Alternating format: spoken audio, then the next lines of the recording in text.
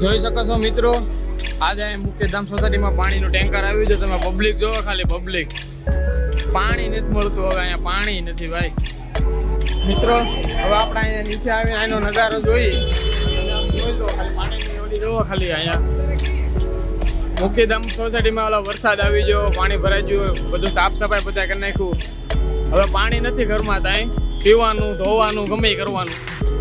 આમ જોવો તમે ખાલી અહીંયા ભીડ થાય જોવો પાણીની તંગી બહુ છે. એટલે આપણા અમારા મોગલ ગ્રુપના એવા શેખ વિપુલભાઈ કવાડે પાણીનું ટેન્કર મગાવી દીધું છે.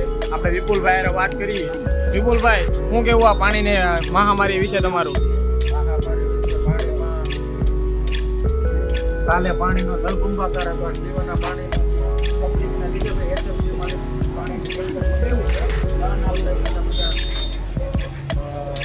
મકાન માલિકોને ભાડુઆત માટે અત્યારે લાઈન લાંબી થઈ છે. માવો ખાઈ છે. હાલો માવો.